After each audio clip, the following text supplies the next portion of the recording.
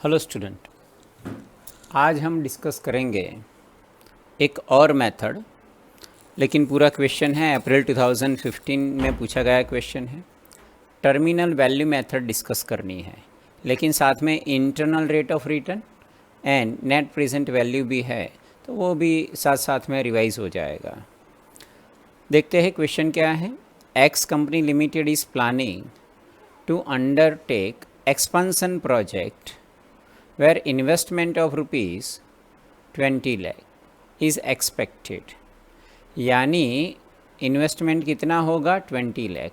आपको पता है कैपिटल बजटिंग के क्वेश्चन में हम सबसे पहले क्या करते हैं, सबसे पहले इन्वेस्टमेंट लिखते हैं। So investment 20 lakh. Life of the project is 5 years। Other information is as follow. कुछ इंफॉर्मेशंस दी गई हैं, पर्टिकुलर्स 1 2 3 4 5। सो ये पीरियड दिया गया है। At the end of first year, second year, third year, fourth year, fifth year cash inflow. यहाँ पे डायरेक्ट आपको कैश इनफ्लो दे दिया है, तो हम डेप्रीसिएशन कैलकुलेट नहीं करेंगे। No need to calculate the depreciation amount. And per annum आपका कैश इनफ्लो सेम है, 6 लाख 6 लाख 6 लाख।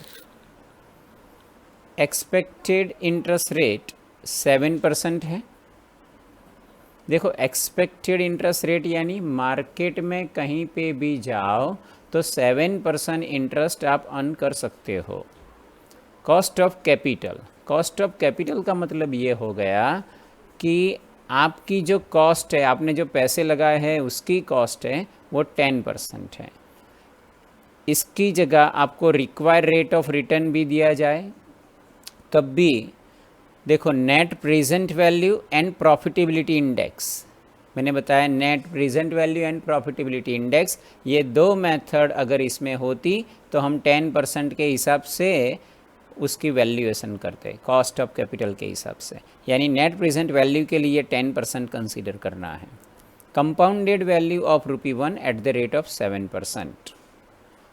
ये क्या है वो बाद में डिस्कस करते हैं। ये आपको दिया है टर्मिनल वैल्यू मेथड के लिए। Present value of ₹1 at the rate of 10%, यानी डिस्काउंट फैक्टर दे दिया है 10% के हिसाब से। मैंने आपको बताया था कि कैलकुलेटर पे करना है तो कैसे करना है। देखो, ये 10% है ना, आप देखना, आप 10% है, हम करेंगे 1 डिवाइडेड बाय 1.10 कर दीजिए आप। सो फर्स्ट ईयर का आपको मिल गया, कितना मिला 0.909। फिर इक्वल टू करते जाइए, 0.826, देखिए 0.826। फिर इक्वल टू कीजिए 0.751, 0.751। फिर इक्वल टू कीजिए 0.683। वैसे ही अगर 16% है तो फिर क्या करना है, 1/1.16, देन इक्वल टू, सो 0.862, फिर equal to 0.743, then equal to 641। So वैसे ये है टाइम वैल्यू ऑफ मनी में इसका ज़्यादा यूज़ होता है, वैल्यूएशन ऑफ सिक्योरिटीज़ में भी यूज़ होता है। फाइनेंस के बहुत सारे चैप्टर, कैपिटल बजटिंग अल्टीमेट वो भी फाइनेंस एंड मैनेजमेंट का ही है चैप्टर। सो 16% के हिसाब से डिस्काउंटिंग फैक्टर ये दोनों दे दिया है। अगर नहीं दिया होता तो कैसे कैलकुलेट करना है वो मैंने बता दिया आपको। Evaluate the project under NPV, IRR and terminal value method. आपके लिए नया ये है, सो ये थोड़ा जल्दी कर लेंगे हम। सबसे पहले हम क्या करेंगे, इन्वेस्टमेंट कितना है 20 लाख। सो इन्वेस्टमेंट और इसे कैश आउटफ्लो 20 लाख। अब मैं आपको और एक बात बताता हूँ, थोड़ा ध्यान से सुनना। ये T1, T2, T3, T4, T5 है, लेकिन हम यहाँ पे लिख दे T0 और यहाँ पे लिख दूँ मैं 20, ध्यान रखना, T0 लिख दूँ और यहाँ पे लिख दूँ मैं 20। इसका मतलब क्या होगा पता है आपको, और इसको माइनस कर दूँ मैं। इसका मतलब ये होता है कि आज फिर ये लाइन नहीं दी जाएगी, यहाँ पे दे दिया। इसका मतलब 0 ईयर यानी आज आपने 20 लाख का इन्वेस्टमेंट किया है -20, और ये सब फ्यूचर की कैश इनफ्लो है, ये सब मिला है, ये कैश आउटफ्लो है। सो हो सकता है क्वेश्चन में अगर T0 T1, सो आपको T0 यानी समझना है वो आपका इन्वेस्टमेंट है, ये इन्वेस्टमेंट होगा। सो क्वेश्चन को इस हिसाब से भी दिया जा सकता है, ये लिखने की ज़रूरत नहीं है। चलो कोई बात नहीं, अब आ जाते हैं इन्वेस्टमेंट पे। सो इन्वेस्टमेंट हमारा 20 लाख है। Depreciation no need to calculate, क्यों? क्योंकि हमें डायरेक्ट कैश इनफ्लो दे दिया है, और कैश इनफ्लो हमें दे दिया था पर एनम 6 लाख। ठीक है, फिर present value of 10%। So present value of 10%, so discounting factor है तो वही मैंने लिखे हैं, मल्टीप्लाई करके ये लिखा है। So total present value of cash inflow, फिर 16% का भी दिया है, सो 16% का डिस्काउंटिंग फैक्टर मैंने लिखा, और फिर 6 लाख से मल्टीप्लाई कर दिया। अब मैं यहाँ पे एक और बात बता रहा हूँ, थोड़ा ध्यान से सुनिए।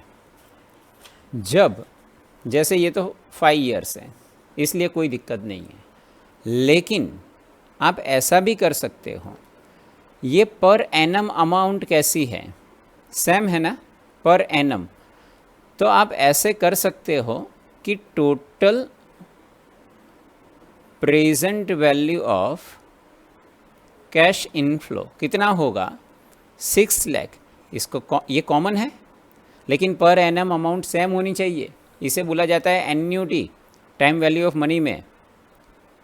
फिर ये फैक्टर जो है उसका टोटल कर दीजिए, यानी 0.909 प्लस 0.826 प्लस 0.751 प्लस 0.683 प्लस 0.621। अगर पर एनम अमाउंट सेम है तो ये हुआ 3.79, मल्टीप्लाई कर दीजिए 6 लाख से। सो आंसर आया 22,74,000 10% के हिसाब से।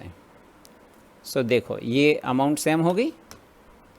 कहने का मतलब मेरा ये है कि अगर पर एनम अमाउंट सेम हो, स्क्रैप वैल्यू नहीं है, वर्किंग कैपिटल नहीं है, और per annum cash inflow same हो, तो आप हर एक बार per annum different amount calculate करें, उससे अच्छा है आप ऐसे कैलकुलेट कर लीजिए, जल्दी हो जाएगा।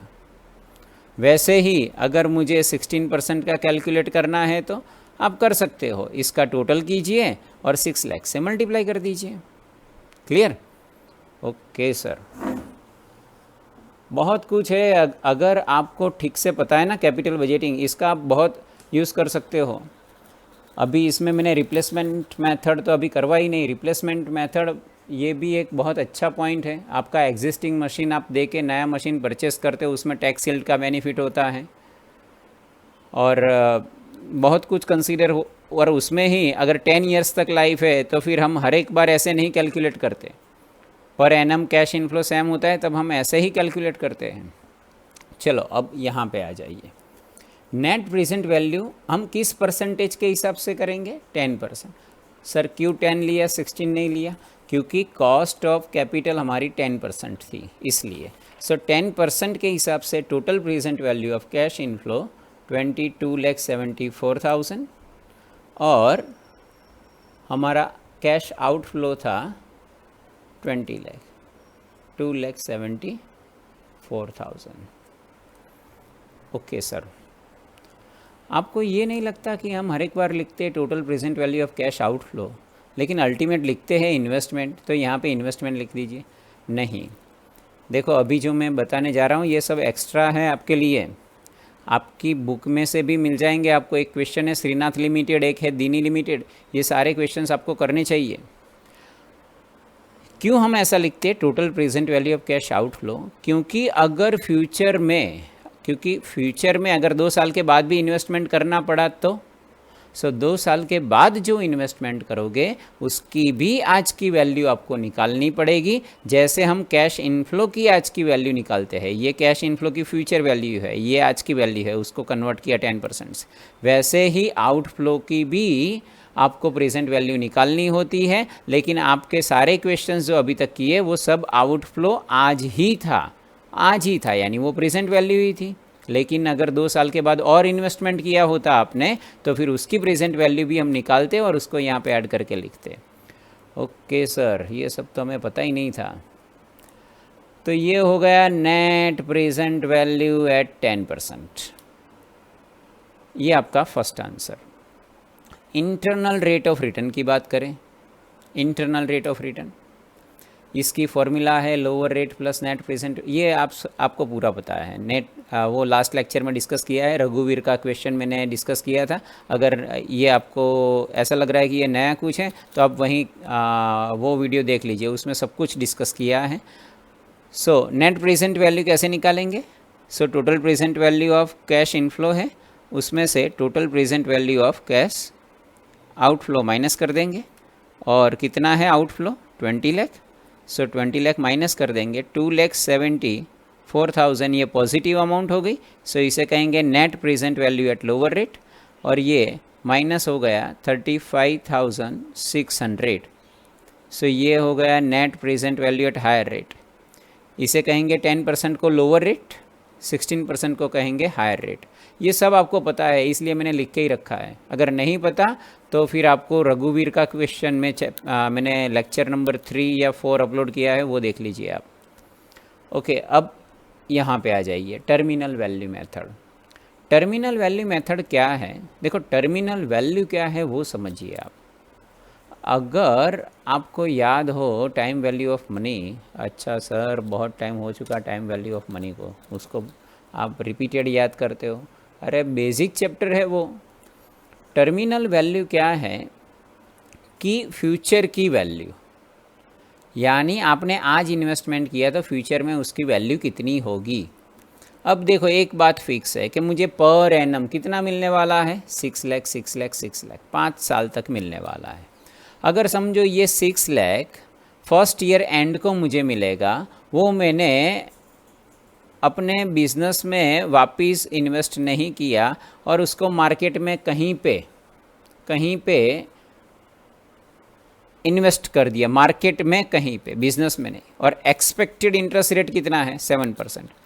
या फिर मैंने अपने बिजनेस में भी कहीं पे भी मैनेज किया उसे, लेकिन मुझे 7% इंटरेस्ट मिल सकता है, एक्सपेक्टेड इंटरेस्ट रेट।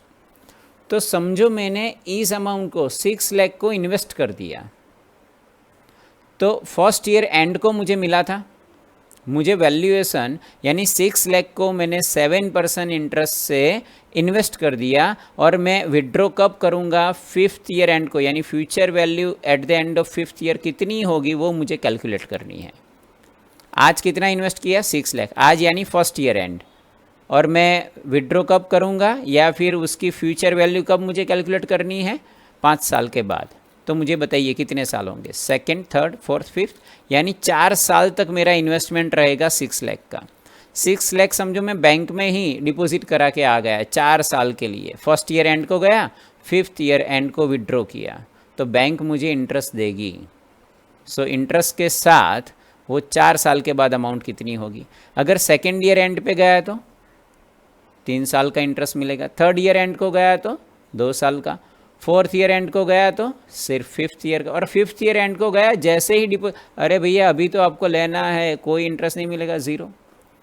यानी इस 6 लाख पे कोई इंटरेस्ट मिलने वाला नहीं है, यानी उसका कंपाउंडिंग फैक्टर, देखो इसके लिए हम बोलते हैं कंपाउंडिंग फैक्टर और इसके लिए बोलते हैं डिस्काउंटिंग फैक्टर। क्यों? क्योंकि डिस्काउंटिंग फैक्टर ये फ्यूचर वैल्यू को प्रेजेंट वैल्यू में कन्वर्ट करते हैं, और इसमें हम क्या करते हैं? इस वैल्यू को इंटरेस्ट ऐड करते करते फ्यूचर में कितनी होगी वो कैलकुलेट करते हैं, इसलिए ये कंपाउंड होता है। आप यहाँ से उल्टा समझिए, बहुत इजी हो जाएगा।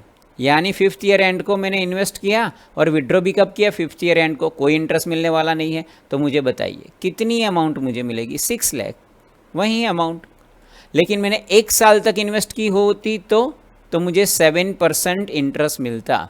यानी मैं 4th ईयर एंड को गया, 6 लाख मेरी अर्निंग थी जो कैश इनफ्लो, वो बैंक में मैं डिपॉजिट करा के आ गया, बैंक ने मुझे 7% इंटरेस्ट दिया। मैं 5th ईयर एंड को बैंक में जाता हूँ और विड्रॉ करके आ जाता हूँ, तो 6 लाख का 7% यानी 4200 मुझे ज़्यादा मिलेगा या नहीं मिलेगा? सो 6 लाख का 7% 42,000।